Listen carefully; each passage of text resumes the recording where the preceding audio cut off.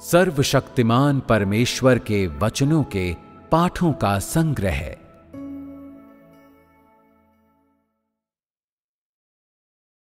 परमेश्वर का कार्य एवं मनुष्य का अभ्यास।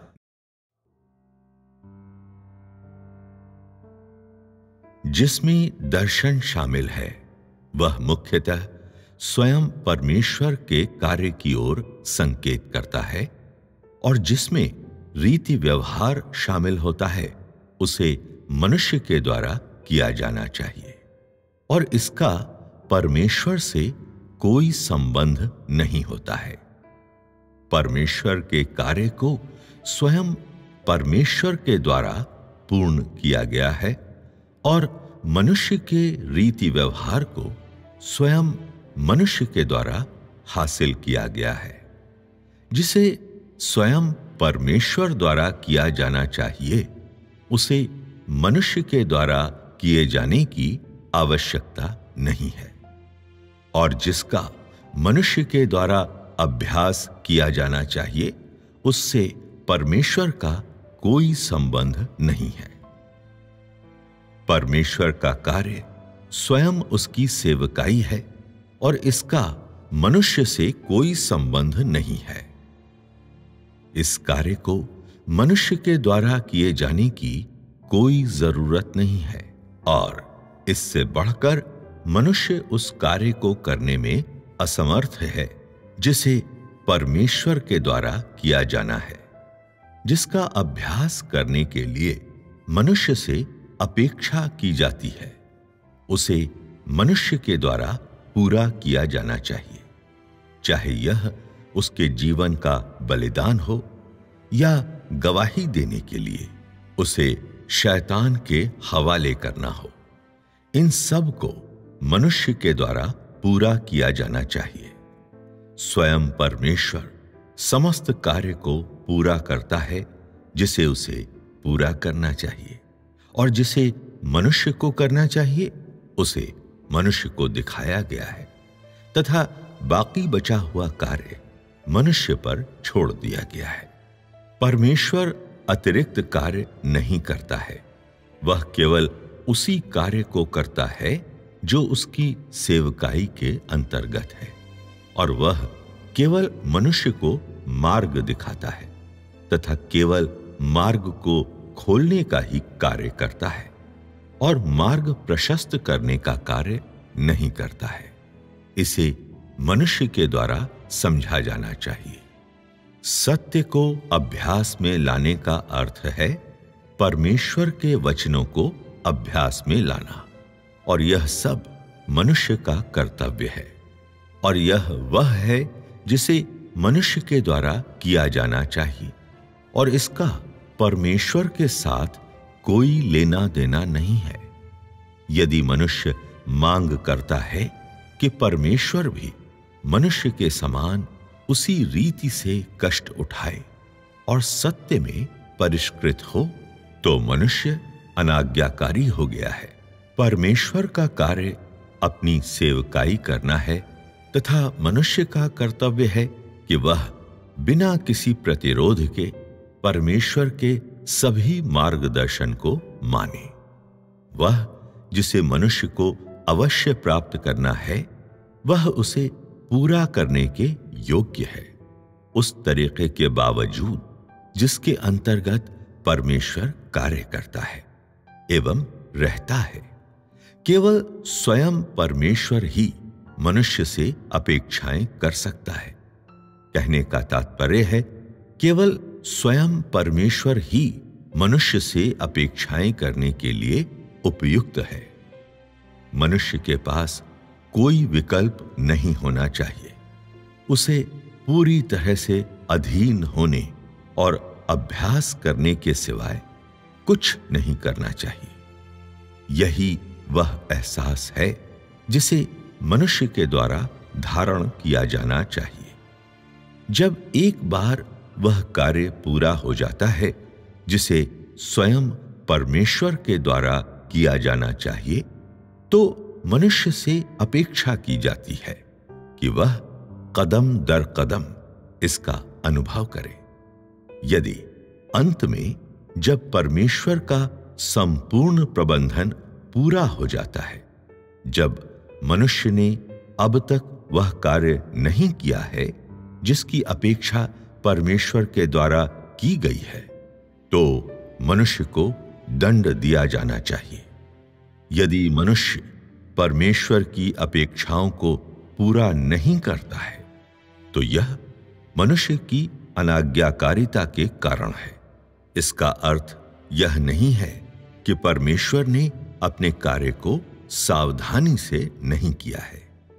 वे सभी जो परमेश्वर के वचनों को अभ्यास में नहीं ला सकते हैं, वे जो परमेश्वर की अपेक्षाओं को पूरा नहीं कर सकते हैं, और वे जो अपनी वफादारी नहीं दे सकते हैं और अपने कर्तव्य को निभा नहीं सकते हैं, उन सभी को दंड दिया जाएगा।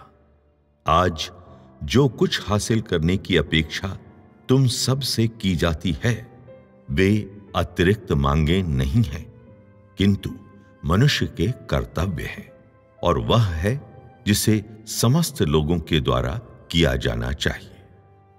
यदि तुम लोग अपने कर्तव्य को निभाने या इसे भली भांति करने में भी असमर्थ हो, तो क्या तुम सब स्वयं अपने ऊपर मुसीबतें नहीं ला रहे हो? क्या तुम लोग मृत्यु की याचना नहीं कर रहे हो? तुम लोग अब भी भविष्य एवं संभावनाओं की आशा कैसे कर सकते हो? परमेश्वर का कार्य मानव जाति के लिए है तथा मनुष्य का सहयोग परमेश्वर के प्रबंधन के लिए है। जब परमेश्वर ने वह सब कुछ किया जिसको करने की उससे अपेक्षा की गई, उसके पश्चात मनुष्य से अपेक्षा की जाती है कि वह अपने रीति व्यवहार में उदार हो और परमेश्वर के साथ सहयोग करे।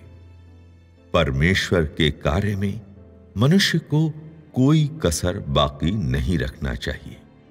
उसे अपनी वफादारी अर्पित करनी चाहिए और अनगिनत अवधारणाओं में संलग्न नहीं होना चाहिए या निष्क्रिय होकर बैठना और मृत्यु की प्रतीक्षा नहीं करनी चाहिए। परमेश्वर मनुष्य के लिए स्वयं को बलिदान कर सकता है, अतः मनुष्य क्यों परमेश्वर के प्रति अपनी वफादारी को अर्पित नहीं कर सकता है? परमेश्वर मनुष्य के प्रति एक हृदय एवं एक मस्तिष्क का है, अतः मनुष्य क्यों थोड़ा सा भी सहयोग अर्पित नहीं कर सकता है? परमेश्वर मानव जाति के लिए कार्य करता है, अतः मनुष्य क्यों परमेश्वर के प्रबंधन के लिए अपने कुछ कर्तव्य पूरे नहीं कर सकता है? परमेश्वर का कार्य इतनी दूर तक आ गया है, फिर भी तुम लोग अभी भी देखते रहते हो, किंतु कोई कार्य नहीं करते हो। तुम लोग सुनते तो हो, किंतु हिलते नहीं। क्या ऐसे लोग विनाश के पात्र नहीं हैं? परमेश्वर ने पहले ही अपना सर्वस्व मनुष्य को अर्पित कर दिया है, अतः आज मनुष्य ईमानदारी से अपना कर्तव्य निभाने में असमर्थ क्यों है? परमेश्वर के लिए उसका कार्य उसकी प्राथमिकता है और उसके प्रबंधन का कार्य अत्यंत महत्वपूर्ण है।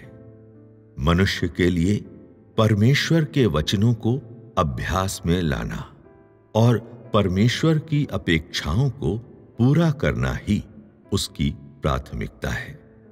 तुम सबको इसे समझना चाहिए। तुम सभी से कहे गए वचन तुम्हारे सार तत्व के केंद्रीय भाग में पहुंच गए हैं और परमेश्वर का कार्य अभूतपूर्व क्षेत्र में प्रवेश कर चुका है। अनेक लोग अभी भी सच्चाई को या इस मार्ग के झूठ को नहीं समझते हैं। वे अभी भी प्रतीक्षा कर रहे हैं और देख रहे हैं और अपने कर्तव्य को नहीं निभा रहे हैं। इसके बजाय वे परमेश्वर के द्वारा दिए गए प्रत्येक वचन एवं कार्य को जांचते हैं। वे इस बात पर ध्यान केंद्रित करते हैं कि वह क्या खाता है एवं पहनता है, तथा उनकी अवधारणाएं और भी अधिक दुखदायी हो गई है। क्या ऐसे लोग बात का बतंगड़ नहीं बना रहे हैं? इस प्रकार के लोग कैसे ऐसे मनुष्य हो सकते हैं जो परमेश्वर को खोजते हैं? और वे कैसे ऐसे लोग हो सकते हैं जो जानते बूझते परमेश्वर के अधीन होते हैं? वे अपनी वफादारी एवं कर्तव्य को अपने मस्तिष्क के पीछे रखते हैं और इसके बजाय परमेश्वर के पते ठिकाने पर ध्यान केंद्रित करते हैं। वे उपद्रवी हैं। यदि मनुष्य ने वह सब कुछ समझ लिया है जिसे समझने की अपेक्षा उससे की जाती है, और यदि वह उन सब को अभ्यास में ला चुका है जिसे अभ्यास में लाने की अपेक्षा उससे की जाती है, तो परमेश्वर निश्चय ही अपनी आशीषें मनुष्य को प्रदान करेगा। क्योंकि जो अपेक्षा परमेश्वर मनुष्य से करता है वह मनुष्य का कर्तव्य है, और यह वह है जिसे मनुष्य के द्वारा किया जाना चाहिए। यदि मनुष्य यह समझने में असमर्थ है कि किस बात को समझने के लिए उससे अपेक्षा की जाती है, और यदि वह उसे अभ्यास में लाने में असमर्थ है जिसे उसे अभ्यास में लाना चाहिए, तो मनुष्य को दंड दिया जाएगा। ऐसे लोग जो परमेश्वर के साथ सहयोग नहीं करते हैं, वे परमेश्वर के प्रति शत्रुता रखते हैं। ऐसे लोग जो नए कार्य को स्वीकार नहीं करते हैं, वे इसके विरुद्ध हैं। हालांकि इस प्रकार के लोग ऐसा कुछ नहीं करते हैं जो स्पष्ट रूप से इसके विरुद्ध हो।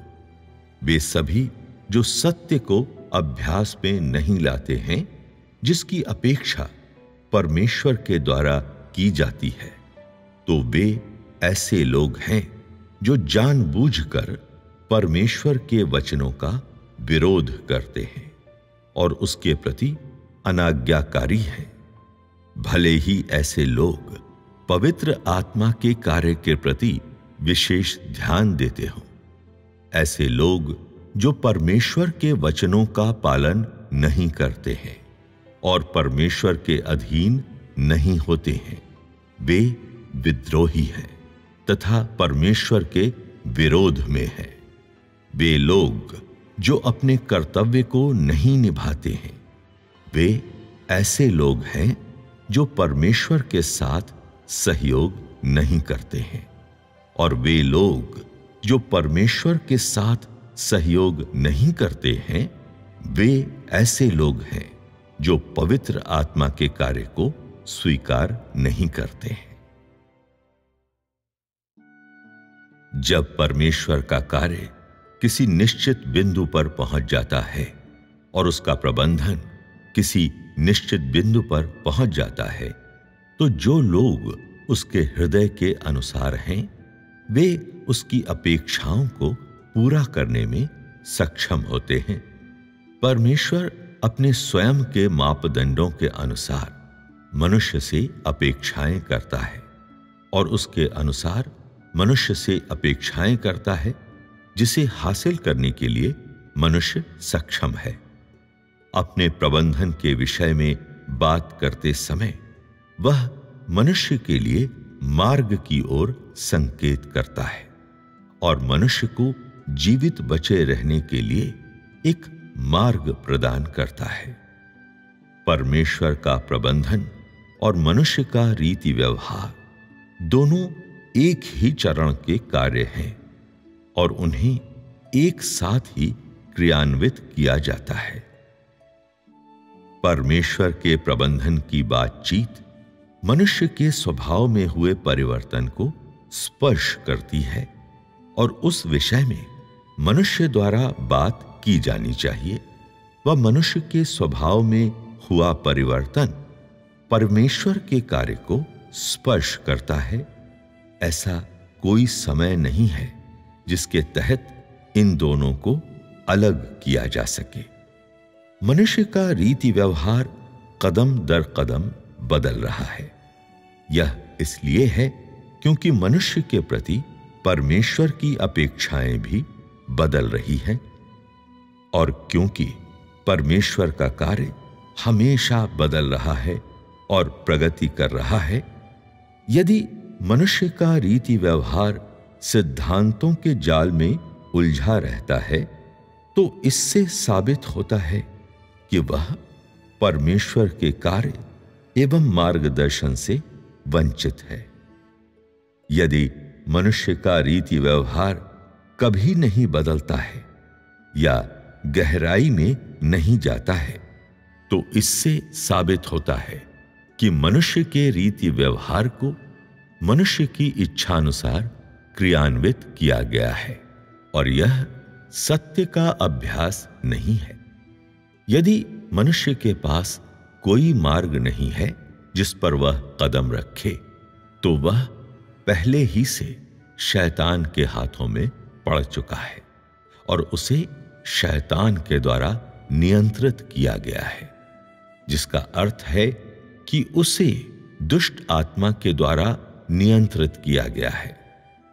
यदि मनुष्य का रीति व्यवहार अधिक गहराई में नहीं जाता है, तो परमेश्वर का कार्य विकास नहीं करेगा, और यदि परमेश्वर के कार्य में कोई बदलाव नहीं होता है, तो मनुष्य का प्रवेश एक ठहराव की ओर आ जाएगा। ये अपरिहार्य है। परमेश्वर के संपूर्ण कार्य के दौरान यदि मनुष्य को सदैव यहोवा की व्यवस्था में बने रहना पड़ता, तो परमेश्वर का कार्य उन्नति नहीं कर सकता था और संपूर्ण युग को एक अंत तक पहुंचाना बिल्कुल भी संभव नहीं होता। यदि मनुष्य हमेशा क्रूस को पकड़े रहता और धीरज एवं विनम्रता का अभ्यास करता रहता, तो परमेश्वर के कार्य के लिए निरंतर प्रगति करना असंभव होता। 6000 वर्षों के प्रबंधन को साधारण रूप से ऐसे लोगों के बीच से समाप्त नहीं किया जा सकता है जो सिर्फ व्यवस्था में बने रहते हैं या सिर्फ क्रूस को थामे रहते हैं और धीरज एवं विनम्रता का अभ्यास करते हैं। इसके बजाय परमेश्वर के प्रबंधन का संपूर्ण कार्य अंतिम दिनों के उन लोगों के बीच में समाप्त होता है जो परमेश्वर को जानते हैं और जिन्हें शैतान के चंगुल से छुड़ाकर वापस लाया गया है और जिन्होंने शैतान के प्रभाव को अपने आप से पूरी तरह से उतार दिया है। ये परमेश्वर के कार्य की अनिवार्य दिशा है। ऐसा क्यों कहा जाता है कि धार्मिक कलीसियाओं के उन लोगों के रीति व्यवहार प्रचलन से बाहर हो गए हैं? ऐसा इसलिए है क्योंकि जिसे वे अभ्यास में लाते हैं वह आज के कार्य से अलग हो गया है। अनुग्रह के युग में जिसे वे अभ्यास में लाते थे वह सही था, किंतु चूंकि युग गुजर चुका है और परमेश्वर का कार्य बदल चुका है, तो उनका रीति व्यवहार धीरे धीरे प्रचलन से बाहर हो गया है। इसे नए कार्य एवं नए प्रकाश के द्वारा पीछे छोड़ दिया गया है। इसके मूल बुनियाद के आधार पर पवित्र आत्मा का कार्य कई कदम गहराई में बढ़ चुका है। फिर भी वे लोग परमेश्वर के कार्य की मूल अवस्था से अभी भी चिपके हुए हैं और पुराने रीति व्यवहारों एवं पुराने प्रकाश पर अभी भी अटके हुए हैं। 3 या 5 वर्षों में परमेश्वर का कार्य बड़े रूप में बदल सकता है। अतः क्या 2000 वर्षों के समय क्रम में और अधिक महान रूपांतरण भी नहीं हुए होंगे? यदि मनुष्य के पास कोई नया प्रकाश या रीति व्यवहार नहीं है, तो इसका अर्थ है कि वह पवित्र आत्मा के कार्य के साथ साथ बना नहीं रहा। यह मनुष्य की असफलता है। परमेश्वर के नए कार्य के अस्तित्व को नकारा नहीं जा सकता है, क्योंकि आज ऐसे लोग जिनके पास पवित्र आत्मा का मूल कार्य है, वे अभी भी प्रचलन से बाहर हो चुके रीति व्यवहारों में बने रहते हैं। पवित्र आत्मा का कार्य हमेशा आगे बढ़ रहा है और वे सभी जो पवित्र आत्मा की मुख्य धारा में हैं, उन्हें भी और अधिक गहराई में बढ़ना और कदम दर कदम बदलना चाहिए। उन्हें एक ही चरण पर रुकना नहीं चाहिए। ऐसे लोग जो पवित्र आत्मा के कार्य को नहीं जानते हैं, केवल वे ही परमेश्वर के मूल कार्य के मध्य बने रहेंगे और वे पवित्र आत्मा के नए कार्य को स्वीकार नहीं करेंगे। ऐसे लोग जो अनाज्ञाकारी हैं, केवल वे ही पवित्र आत्मा के कार्य को प्राप्त करने में असमर्थ होंगे। यदि मनुष्य का रीति व्यवहार पवित्र आत्मा के नए कार्य के साथ कदम से कदम मिलाकर नहीं चलता है, तो मनुष्य के रीति व्यवहार को निश्चित रूप से आज के कार्य से हानि पहुंचती है और यह निश्चित रूप से आज के कार्य के अनुरूप नहीं है। ऐसे पुराने लोग साधारण तौर पर परमेश्वर की इच्छा को पूरा करने में असमर्थ होते हैं और वे ऐसे अंतिम लोग तो बिल्कुल भी नहीं बन सकते हैं जो परमेश्वर की गवाही देने के लिए खड़े होंगे। इसके अतिरिक्त संपूर्ण प्रबंधकीय कार्य को ऐसे लोगों के समूह के बीच में समाप्त नहीं किया जा सकता है, क्योंकि वे लोग जिन्होंने एक समय यहोवा की व्यवस्था को थामा था और वे लोग जिन्होंने क्रूस के दुख को सहा था, यदि वे अंतिम दिनों के कार्य के चरण को स्वीकार नहीं कर सकते हैं, तो जो कुछ भी उन्होंने किया था वह सब बेकार एवं व्यर्थ होगा। पवित्र आत्मा के कार्य की अत्यंत स्पष्ट अभिव्यक्ति इस स्थान एवं इस समय को सम्मिलित करने में है और अतीत से चिपके रहना नहीं है। ऐसे लोग जो आज के कार्य के साथ साथ बने नहीं रहते हैं और जो आज के रीति व्यवहार से अलग हो गए हैं, ये ऐसे लोग हैं जो विरोध करते हैं और पवित्र आत्मा के कार्य को स्वीकार नहीं करते हैं। ऐसे लोग परमेश्वर के वर्तमान कार्य की अवहेलना करते हैं। यद्यपि वे अतीत के प्रकाश को पकड़े रहते हैं, फिर भी इसका अर्थ यह नहीं है कि इसका इनकार करना संभव है कि वे पवित्र आत्मा के कार्य नहीं जानते हैं। मनुष्य के रीति व्यवहार में परिवर्तनों के विषय में भूतकाल एवं वर्तमान के बीच के रीति व्यवहार की भिन्नताओं के विषय में, पूर्वकालीन युग के दौरान किस प्रकार अभ्यास किया जाता था इसके विषय में और इसे आज किस प्रकार किया जाता है इसके विषय में यह सब बातचीत क्यों की गई है।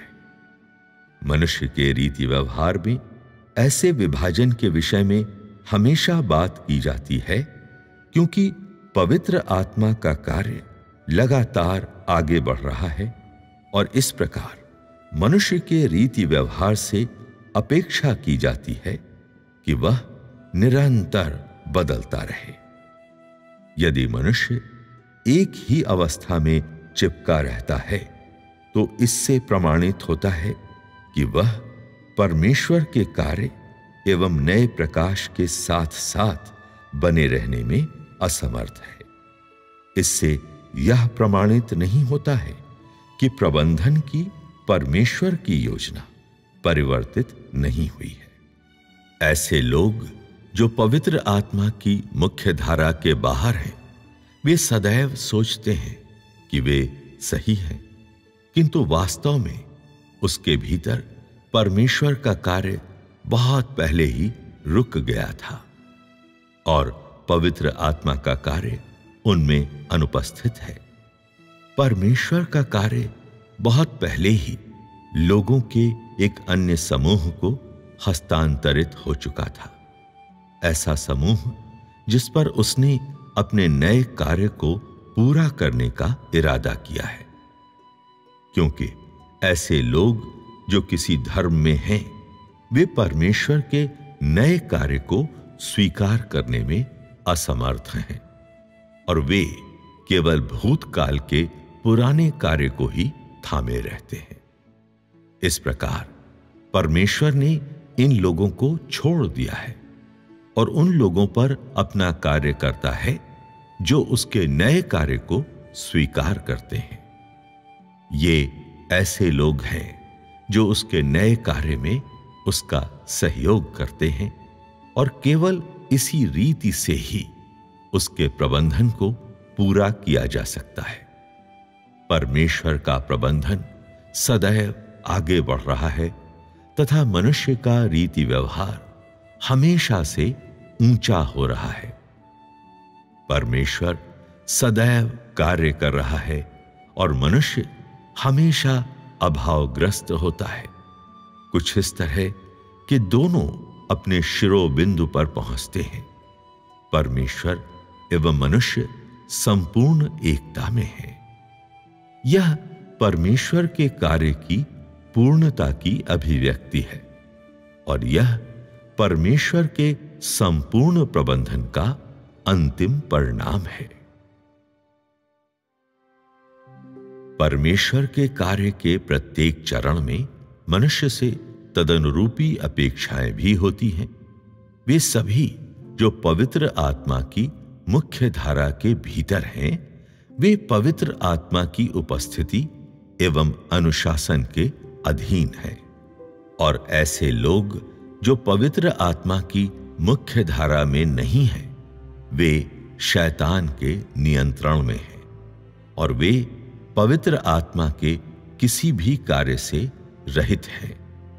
वे लोग जो पवित्र आत्मा की मुख्य धारा में हैं, वे ऐसे लोग हैं जो परमेश्वर के नए कार्य को स्वीकार करते हैं। वे ऐसे मनुष्य हैं जो परमेश्वर के नए कार्य में सहयोग करते हैं।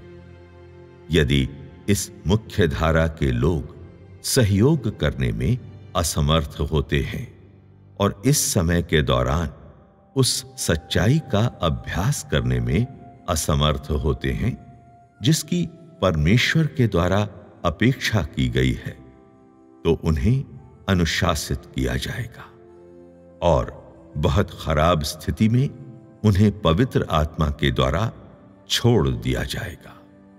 ऐसे लोग जो पवित्र आत्मा के नए कार्य को स्वीकार करते हैं, वे पवित्र आत्मा की मुख्य धारा में जीवन बिताएंगे और पवित्र आत्मा की देखभाल एवं सुरक्षा को प्राप्त करेंगे। ऐसे लोग जो सत्य को अभ्यास रूप में लाने के इच्छुक हैं, उन्हें पवित्र आत्मा द्वारा प्रबुद्ध किया जाता है और ऐसे लोग जो सत्य को अभ्यास में लाने के अनिच्छुक हैं, उन्हें पवित्र आत्मा के द्वारा अनुशासित किया जाता है और यहां तक कि उन्हें दंड भी दिया जा सकता है, इसकी परवाह न करते हुए कि वे किस किस्म के व्यक्ति हैं, इस शर्त पर कि वे पवित्र आत्मा की मुख्य धारा के अंतर्गत हों।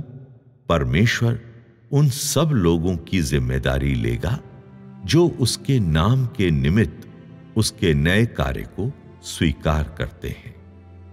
ऐसे लोग जो उसके नाम को गौरवान्वित करते हैं और वे उसके वचनों को अभ्यास में लाने के इच्छुक हैं और वे उसकी आशीषों को प्राप्त करेंगे। ऐसे लोग जो उसकी आज्ञाओं को नहीं मानते हैं और उसके वचनों को अभ्यास में नहीं लाते हैं, वे उसके दंड को प्राप्त करेंगे। वे लोग जो पवित्र आत्मा की मुख्य धारा में हैं, वे ऐसे लोग हैं जो उसके नए कार्य को स्वीकार करते हैं, और चूंकि उन्होंने उस नए कार्य को स्वीकार कर लिया है, तो उनका परमेश्वर के साथ उचित सहयोग होना चाहिए और उन्हें ऐसे विद्रोहियों के समान कार्य नहीं करना चाहिए जो अपने कर्तव्य को नहीं निभाते हैं। यह मनुष्य से की गई परमेश्वर की एकमात्र अपेक्षा है। यह उन लोगों के लिए नहीं है जो नए कार्य को स्वीकार नहीं करते हैं। वे पवित्र आत्मा की मुख्य धारा से बाहर हैं और पवित्र आत्मा का अनुशासन एवं फटकार उन पर लागू नहीं होता है। पूरे दिन ऐसे लोग शरीर में जीवन बिताते रहते हैं। वे अपने मनों के भीतर ही जीवन बिताते हैं और कुल मिलाकर जो कुछ वे करते हैं वह उस सिद्धांत के अनुसार होता है जो उनके स्वयं के मस्तिष्क के विश्लेषण एवं अनुसंधान के द्वारा उत्पन्न हुआ है। यह पवित्र आत्मा के नए कार्य की अपेक्षाएं नहीं है और यह परमेश्वर के साथ सहयोग तो बिल्कुल भी नहीं है।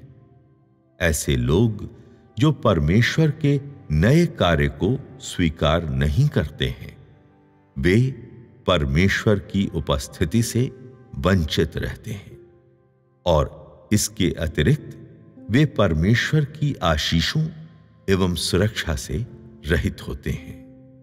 उनके अधिकांश वचन एवं कार्य पवित्र आत्मा की पुरानी अपेक्षाओं को थामे रहते हैं। वे सिद्धांत हैं, सत्य नहीं। ऐसे सिद्धांत एवं रीति विधियां यह साबित करने के लिए पर्याप्त हैं कि वह एकमात्र चीज जो उन्हें एक साथ लेकर आती है वह धर्म है। वे चुने हुए लोग या परमेश्वर के कार्य के उद्देश्य नहीं है। उनके बीच के सभी लोगों की सभा को मात्र धर्म का महासम्मेलन कहा जा सकता है और उन्हें कलीसिया नहीं कहा जा सकता है। ये एक अपरिवर्तनीय तथ्य है। उनके पास पवित्र आत्मा का नया कार्य नहीं है। जो कुछ वे करते हैं वह धर्म का सूचक प्रतीत होता है। जैसा जीवन वे जीते हैं वह धर्म से भरा हुआ प्रतीत होता है। उनमें पवित्र आत्मा की उपस्थिति एवं कार्य नहीं होते हैं और वे पवित्र आत्मा के अनुशासन या प्रबुद्धता को प्राप्त करने के लायक तो बिल्कुल भी नहीं है। ऐसे समस्त लोग निर्जीव लाशों एवं कीड़ों के समान हैं जो आध्यात्मिकता से रहित हैं। उनके पास मनुष्य के विद्रोहीपन एवं विरोध का कोई ज्ञान नहीं है। उनके पास मनुष्य के समस्त बुरे कार्यों का कोई ज्ञान नहीं है और वे परमेश्वर के समस्त कार्य एवं परमेश्वर की वर्तमान इच्छा के विषय में बिल्कुल भी नहीं जानते हैं। वे सभी अज्ञानी और नीच लोग हैं। वे कूड़ा करकट हैं जो विश्वासी कहलाने के योग्य नहीं हैं। वे ऐसा कुछ भी नहीं करते हैं जिसका परमेश्वर के प्रबंधन कार्य के साथ कोई संबंध हो और वे परमेश्वर के कार्य को तो बिल्कुल भी नहीं बिगाड़ सकते हैं। उनके वचन एवं कार्य इतने घृणास्पद, इतने दयनीय और साधारण तौर पर जिक्र करने के लायक भी नहीं होते हैं। ऐसे लोग जो पवित्र आत्मा की मुख्य धारा में नहीं हैं, उनके द्वारा किए गए किसी भी कार्य का पवित्र आत्मा के नए कार्य के साथ कोई लेना देना नहीं होता है। इस कारण इससे कोई फर्क नहीं पड़ता है कि वे क्या करते हैं, क्योंकि वे पवित्र आत्मा के अनुशासन से रहित होते हैं और इसके अतिरिक्त वे पवित्र आत्मा की अद्भुत प्रबुद्धता से रहित होते हैं, क्योंकि वे सभी ऐसे लोग हैं जिनमें सत्य के लिए कोई प्रेम नहीं है और पवित्र आत्मा के द्वारा उनसे घृणा और उनका तिरस्कार किया जाता है।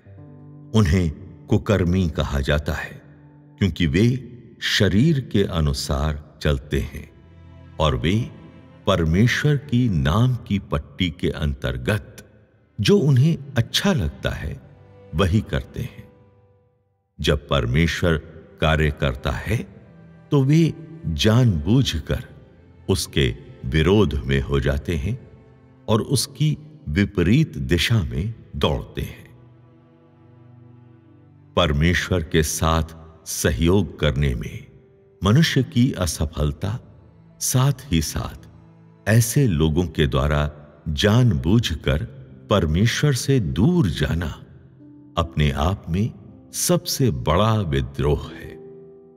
तो क्या वे अपने उचित दंड को प्राप्त नहीं करेंगे? इन लोगों के बुरे कामों का जिक्र होने पर कुछ लोग उन्हें श्राप देने से स्वयं को रोक नहीं सकते हैं, जबकि परमेश्वर उन्हें अनदेखा करता है।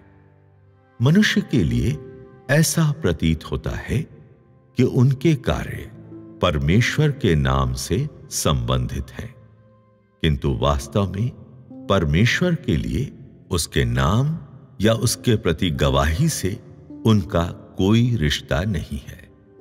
जो कुछ भी ये लोग करते हैं उससे कोई फर्क नहीं पड़ता है, क्योंकि यह परमेश्वर से संबंधित नहीं है। यह उसके नाम एवं उसके वर्तमान कार्य दोनों से संबंधित नहीं है। ये लोग स्वयं को ही लज्जित करते हैं और शैतान को प्रकट करते हैं। ये बुरा काम करने वाले हैं जो क्रोध के दिन के लिए संचय कर रहे हैं। आज उनके कार्यों की परवाह किए बगैर और इस शर्त के साथ कि वे परमेश्वर के प्रबंधन को बाधित न करें और उनका परमेश्वर के नए कार्य के साथ कोई लेना देना न हो, ऐसे लोगों को अनुकूल दंड के अधीन नहीं किया जाएगा, क्योंकि क्रोध का दिन अभी तक नहीं आया है। लोग विश्वास करते हैं कि ऐसा बहुत कुछ है जिससे परमेश्वर को पहले ही निपट लेना चाहिए था, और वे सोचते हैं कि उन कुकर्मियों को जितनी जल्दी संभव हो उतनी जल्दी दंड के अधीन किया जाना चाहिए। किंतु क्योंकि परमेश्वर का प्रबंधन अभी तक समाप्ति पर नहीं पहुंचा है और क्रोध के दिन का अभी तक आगमन नहीं हुआ है, इसलिए अधर्मी अभी भी अपने अधर्मी कार्यों को लगातार करते रहते हैं। कुछ लोग कहते हैं कि जो धर्म में है वे पवित्र आत्मा की उपस्थिति या कार्य से रहित है, और यह कि वे परमेश्वर के नाम को लज्जित करते हैं। अतः परमेश्वर अभी भी उनकी अनाज्ञाकारिता को सहने के बजाय उनका नाश क्यों नहीं करता है? ऐसे लोग जो शैतान के प्रकटीकरण हैं तथा जो शरीर को उजागर करते हैं, वे अज्ञानी एवं नीच लोग हैं और वे बेतुके लोग हैं। इससे पहले कि उन्हें यह समझ में आए कि परमेश्वर किस प्रकार मनुष्यों के मध्य अपना कार्य करता है, वे परमेश्वर के क्रोध के आगमन को नहीं देखेंगे। और जब एक बार उन पर पूरी तरह से विजय पा ली जाती है, तब वे सभी कुकर्मी अपना अपना दंड प्राप्त करेंगे और उनमें से कोई भी क्रोध के दिन से बच निकलने के योग्य नहीं होगा। अभी मनुष्य के दंड का समय नहीं है, बल्कि विजय के कार्य को संपन्न करने का समय है। अन्यथा ऐसे लोग भी हैं जो परमेश्वर के प्रबंधन को हानि पहुंचाते हैं। उस स्थिति में उनके कार्यों के आधार पर उन्हें दंड के अधीन किया जाएगा। मानव जाति के विषय में परमेश्वर के प्रबंधन के दौरान वे सभी जो पवित्र आत्मा की मुख्य धारा के अंतर्गत हैं, वे परमेश्वर से संबंध रखते हैं। ऐसे लोग जिन्हें पवित्र आत्मा के द्वारा तिरस्कृत एवं अस्वीकार किया जाता है, वे शैतान के प्रभाव के अधीन जीवन बिताते हैं और जिसको वे अभ्यास में लाते हैं उसका परमेश्वर के साथ कोई रिश्ता नहीं होता है।